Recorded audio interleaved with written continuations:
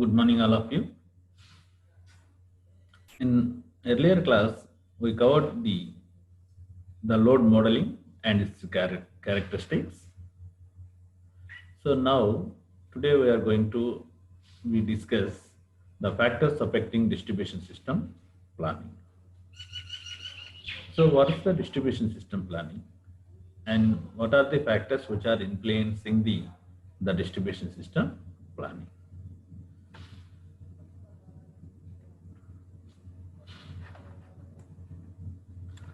See, as per the consumer's point of view is considering, the consumers are increasing drastically day to day, and the demands also increasing. To meet the increased demands, the distribution system has proper planning to supply the accurate power to the consumers. So during this process, the number and the complexity of the considerations affecting system planning appears initially to be work unsteadily, and simultaneously demand for ever increasing the power capacity, higher distribution voltages, more automation, and greater control are the list of the challenges to meet the proper distribution planning. So in this regard, what is the basic objective of the distribution system planning?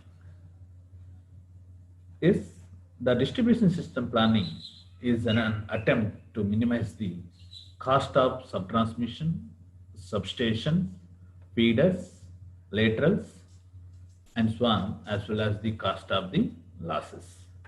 And the primary objective of the distribution system planning is to provide a reliable service to consumers at the lowest possible cost. This is the more important. And here you can compare the electrical energy to the all forms of energy. The electrical energy is very less cost compared to the rest of all the forms of commercial fuels. And this this is a pollution free energy. So therefore, almost all the household, domestic purpose, commercial purpose, agricultural purpose, and industrial purpose, the electrical power is required. So the distribution utility has a proper planning to satisfy all the consumers. So in this regards, to satisfy the above issues, the following factors are affecting distribution system planning. Those are load forecasting, substation expansion, substation site selection, and other factors. So let us discuss one by one here. In this regards, the first one is the load forecasting.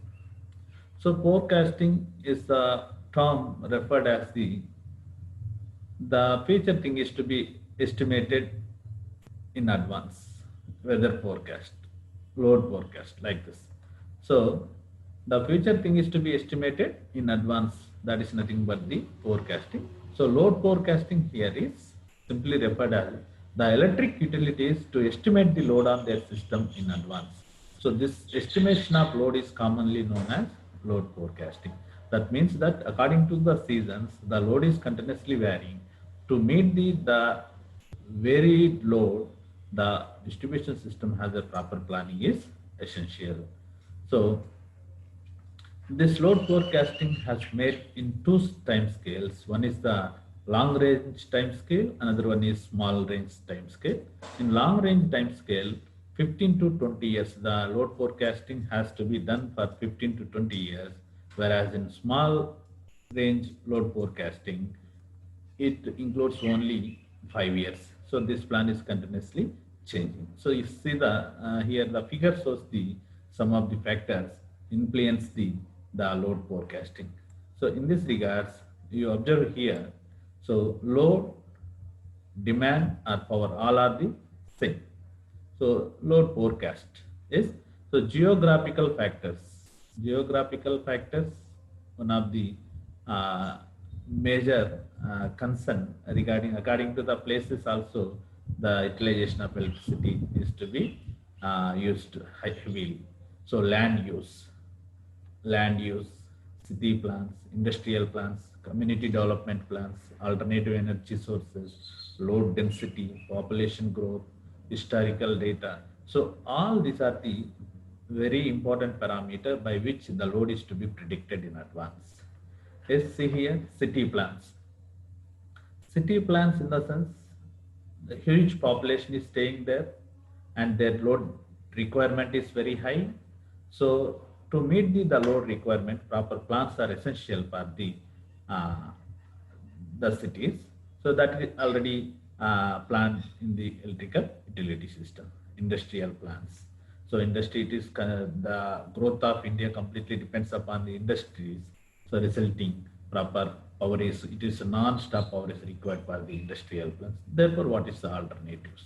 So community developments, it is for residential purpose, where establishment of the new colonies and such type of purposes the power is to be required. Alternative energy sources, in the sense renewable energy sources, wind farms is, so tidal energy, solar energy. So all these are to be considered into account. And one more important thing here is uh, in in rainy season, plenty of water is available, so that the majority of the power depends upon the hydro. And thermal is always running, and alternative energy sources also considered into account for load forecasting. Next, load density, load per area. That is nothing but the load density, population growth. So population growth is, it is a continuously increasing factor. As per the increasing population, we have to transfer the we have to supply the much power to the consumers. Historical data. So any blackouts happened in during the summer season. So those data, all the data are to be considered into account, and load forecasting has to be done. So these are the list of the factors affecting load forecasting. So actually the load forecasting is done to facilitate the following. So what are those? What are the advantages? Advantages are facilities once the load forecasting is done properly. So in this regards, proper planning of power system, planning to transmission and distribution systems, and power system operation and financing, estimate the future expansion, and manpower development. So that is the reason in every summer there is a huge recruitment notifications to recruit the manpower at the beginning of the year, and then with the help of manpower they are planning in proper way. And similarly grid formation, this is most important. All the incoming power is coming from the grid, so that proper accessing for the incoming lines. And similarly electrical power sales, so this is the most important thing to have a revenue. The utility consumes power from transmission and sale to the consumers. Utility or distribution system is the intermediate point between the transmission system as well as the consumers. So proper power sale is essential, otherwise the system goes to inaccurate method. Yes. The next one, substation expansion. So substation, once the load forecasting is done properly, so this much is the amount of power required for the coming 6 years or coming 1 year or coming 2 years. So then what is the alternative for us? So already the substations are well established, and check the substation capability has to be enhanced or not. Is it possible to enhance the capability or capacity of the substation or not? So let us expand the system. Expand the system in the sense it is already working for 11 kV. So there may be provision for expand for 33 kV, so that more power is possible to supply for the consumers. Yes. So you see here, this the substation expansion planning. So for substation expansion, majorly considering what is the existing system and its capacity and its configuration. So that is one of the more important parameter. Present capacity and configuration, projection limitations, physical size, projection limitation in the sense how much power is to be required in future. So physical size and land availability. So this is also one of the important parameter. So this parameter varying from rural areas to urban areas is physical barriers, any threats from neighbors or any oppositions from the public, like this physical barriers are to be considered into account. Ultimate size limitation, economic factors, power losses, fader limitations, so transmission stiffness, transmission voltage. So these belongs to the what is the existing capacity, and is it possible to expand the transmission stiffness is enough or not, and tie capacity and load forecast. So all these factors which are helpful for substation expansion process. So see here, figure shows the some of the factors affecting the substation expansion. The planner makes a decision on tangible or intangible information in the system expansion plan. So the present system configuration, what we discussed so far, the present system configuration, its capacity and the forecasting loads can play the major roles in the substation expansion. And similarly, the third point, which is the substation site selection. Suppose the load forecasting has done properly and estimating what is the power required for future, and based upon the power required for the future, the existing system has expansion is possible or not. If possible, go for the expansion for minimizing the cost. If the expansion already reached to a maximum level, there is no alternative for us. We have to establish the new substations. So in this regard, the substation site selection is the one of the important parameter. So substation site selection. So you see here, substation site selection in the sense this cost of the land is varying from the urban areas to rural areas.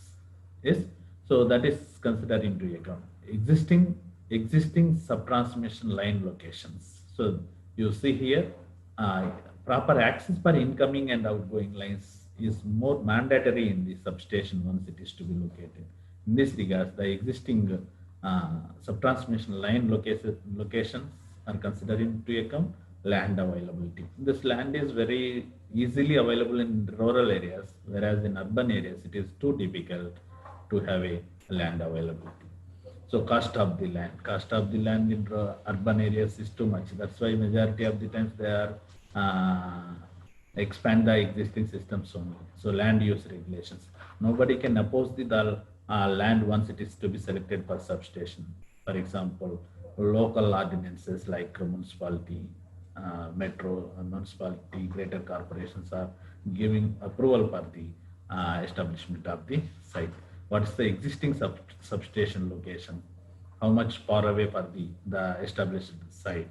So all these are to be considered. Feeder limitation, closeness to load center to minimize the losses and voltage drops, and load density, load per area. So load density and load forecast, all these are some of the major parameters by which the substation site is to be selected. The figure shows the factors that affect substation site selection. The distance from the load centers from the existing transmission lines, as well as the other limitations such as availability of land, cost of land, and land use regulations are the more important for creating a substation site selection. And the last one, which is the other factors. So other factors in the sense is simply belongs to the cost orientation.